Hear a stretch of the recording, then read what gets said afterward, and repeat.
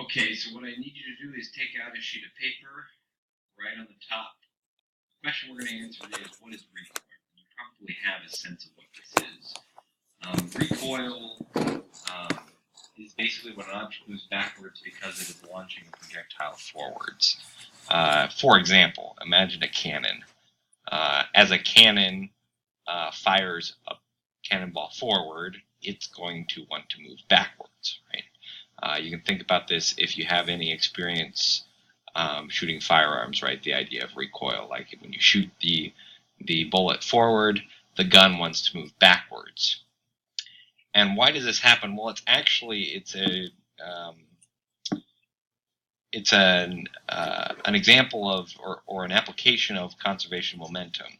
What happens is the cannon starts with zero momentum and it has to maintain zero momentum. So that means that the positive forward force, in order to give the cannonball a forward momentum, that is a positive momentum, it has to be canceled out by a backward, that is negative momentum of the cannon. So the best way to think about this is mathematically. So here's the example. Go ahead and write this on your paper. A 900 kilogram cannon fires a 5 kilogram cannonball at a speed of 30 meters per second. How fast does a cannon recoil? So here's the idea. I'm going to start with, I'm going to draw my before and after picture. So I'm going to start with a cannon, which I can't really draw on the screen. I got a cannon, and here's a cannonball in it. And we know the mass of the cannon, which we will call 1, is 900 kilograms. We know the mass of the cannonball, which we'll call 2, is 5 kilograms. And the idea is, at the beginning, both of these things are at rest.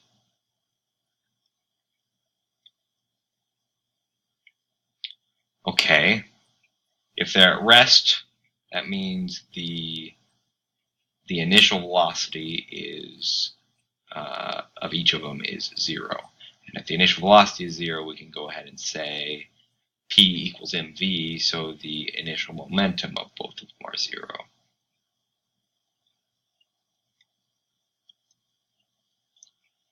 Now, let's draw our after picture. So afterwards, what's going to happen is we're going to have the cannonball again. There is a cannonball, and this time the cannonball itself is traveling 30 meters per second. And the question is, the cannon is going to feel a backward recoil, but how fast is it going backward? So we can say that the final velocity of the first object, that is the cannon, is what we're looking for. The final velocity of the second object, the cannonball, is 30 meters per second.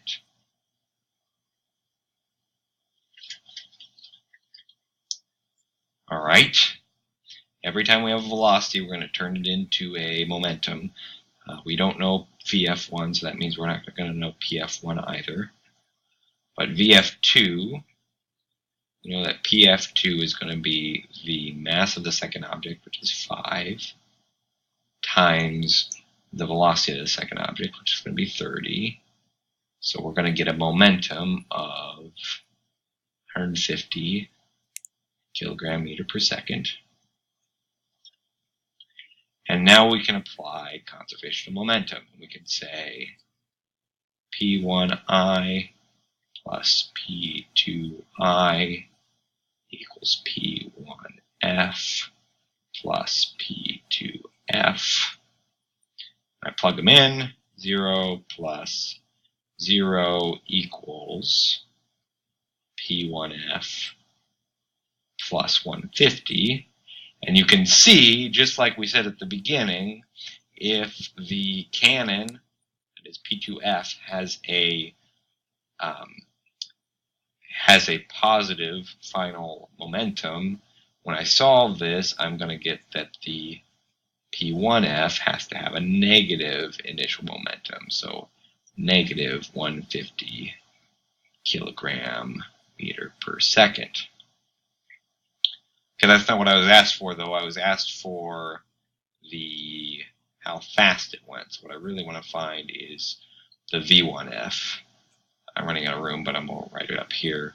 So I go back to my momentum equation, P equals mv. So I'm using the P I just got, which was negative 150. This is the P1F, so I have to use M1. So 900 times V.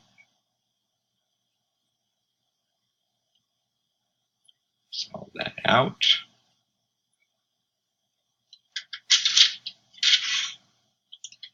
And I think you get negative 0.16 meters per second. And that's your answer.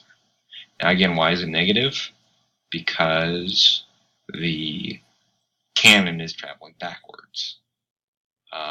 Now, why does a cannon have so much less speed than the cannonball? Well, if you think about it, right, the cannon has a much bigger mass, so therefore it has a much bigger inertia, and it wants to stay where it's at more than the cannonball does.